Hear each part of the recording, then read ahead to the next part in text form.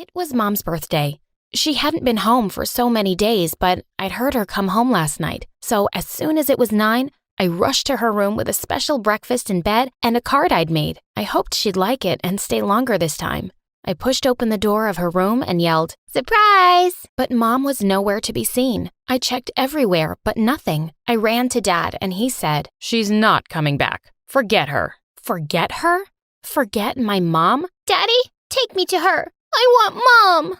Dad just walked away, leaving me with the nanny, but I stomped my feet and yelled, "If you don't take me to Mom, I'm gonna have the police sue you." Oh, all right, fine. You want to go? I'll take you there. I'm moving to London anyway. With that, he put me in the car and drove me to her new house. As soon as I got out, he drove away. I rang the bell and waited excitedly for Mom to open the door. As soon as she saw me, her eyes welled up with tears. "Mommy, I missed you." But the next minute, she slammed the door in my face. I stood in shock as the door reopened, but this time, it was a man. He was tall and wore glasses and smiled at me kindly. "You must be Alexis. I'm Brian, your stepfather." He took me inside saying it was all okay and that Mom was just so happy to see me. Then he left me and went to the other room. A minute later, I heard her yelling, "Send her back, Brian." "She's just a kid. I'm not sending her anywhere." I knew I had to do something to change her mind, so I opened the door and went inside.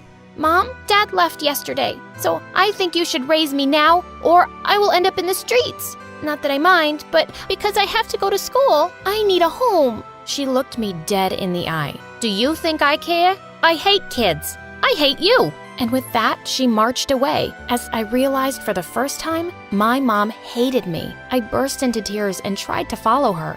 "Mommy, no. Take me with you." But Brian pulled me into a hug and said, "It's okay, kiddo. If your dad's gone to London, I'll take care of you. Want to see something really cool you can do on this computer I just got?" "Hi, my name is Alexis, and after my mom left me, my stepdad became my mom. He spent all his time teaching me 2 things. First is the coolest thing in the world, computer programming. And the second is how to be a tough girl and get back on all the jerks in my life. But before I tell you exactly how, please like and subscribe." Anywho, by the time I was 16, I'd forgotten Mom and even my real dad. In fact, life was as perfect as it could be, until one day when everything came crashing down. I was at school when suddenly all the computers in the computer lab crashed. My teacher was going crazy trying to fix them, but I could tell she was doing it all wrong. Do you want help with it? I think I can fix it. "How could you? I'm the teacher here. I have a degree from Princeton." But you're doing it wrong. It's obviously malicious software. You think you can do better? Fine, baby genius. If you mess anything up, I'm flunking you. Everyone stopped what they were doing and looked at us. Someone muttered, "There goes her straight A's. Why is she such a show-off?" I rolled my eyes as I looked over the computer. Aha, I was right. Within minutes, everyone's screens lit up. I looked at her, thrilled. She'd have to be impressed, right? Wrong. She was glaring angrily at me and yelled, "There's no way you could have fixed it so quickly unless you messed it up in the first place. Are you trying to show me down, idiot? To the principal's office, right now." I had nothing to do with this. You have no idea what you're talking about. Just then, I heard an announcement. "Alexis, please report to the principal's office immediately." I sighed and walked out. But as soon as I saw the principal's face, I knew something was very wrong. I'm afraid I have bad news. Your father, stepfather, he is in jail. I stood there in shock. What do you mean? He's always at work at this time. She got up and hugged me. "Alexis, sweetie, I'm sorry. It's about the case with his son, from what I heard." "That's crazy." I turned and ran home. I knew Brian had a son, Matt, but they hadn't spoken even once in the last 11 years. Matt had sued Brian, claiming that he had ruined his childhood when he left him. And now he'd won the case and Brian was in jail. When I got home and entered the lounge, I bumped into a bunch of kids running around as a man and woman lay on the couch watching TV. "Hey, who are you and what are you doing in my house?" The man laughed. "Your house? This is my dad's house, and now that he's gone, it's mine. You're welcome to stay if you want as a charity case, but don't get your hopes up." What kind of people are you? Suing your own dad and sending him to jail? You have no mercy. You have no idea what I've gone through, so shut up or else. Show me some respect or I'll throw you out. Yeah, of course you'd do that. Why am I not surprised? I mean, you threw out your dad. Get lost. Now! The next few months were horrible. Matt and his family were like a pack of wild, idiotic animals. He made me do all the chores just so I could earn my keep. You can't do this, you jerk. Well, I'm the man of the house now. You'll do whatever I ask you to do, you useless girl.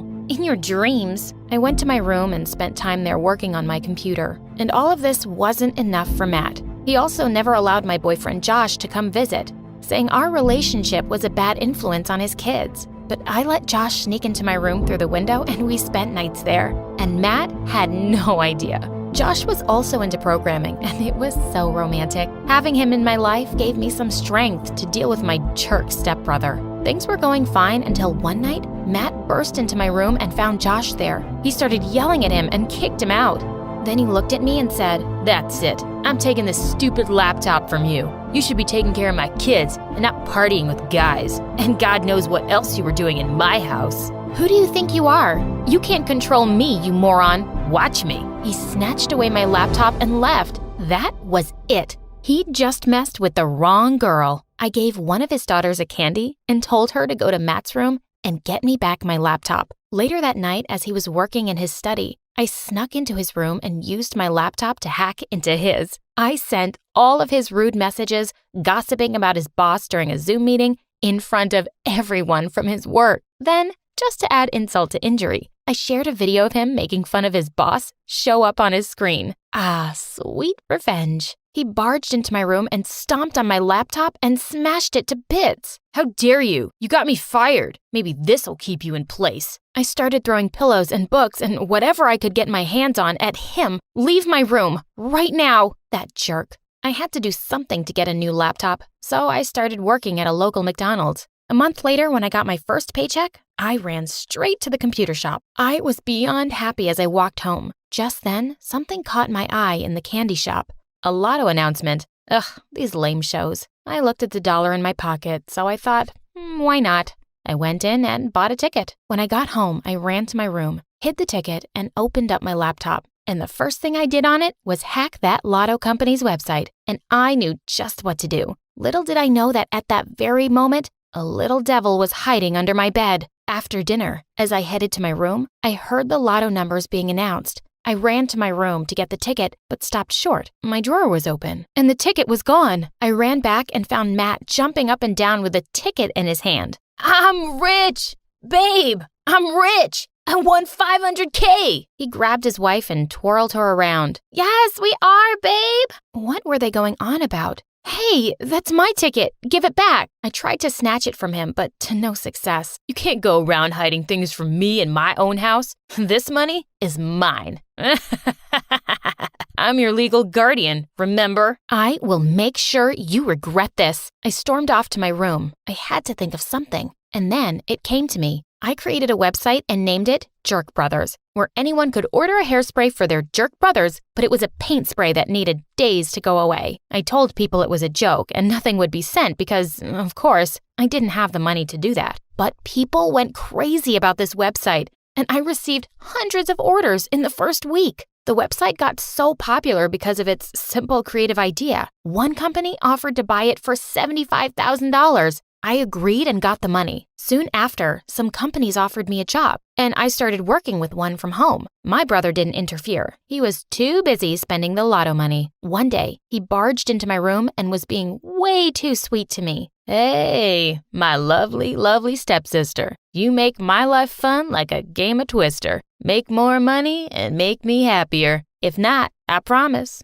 I will show you real anger." What's wrong with you? "Listen, you don't live in my house for free, and you're using it like an office, so you have to pay the rent every month, or find yourself another place." "Sure, I will." I called Josh and moved into his basement. His parents were nice to me, and they didn't ask for money or anything. I continued going to school as usual, and I got 3 scholarships. Josh and I agreed to apply for Michigan State University. On the day we were supposed to leave for university, someone knocked on the door. It was my stepbrother. He started crying and begging me to help him out. "I can't find a job. No one wants to hire me since the incident. Please help me out.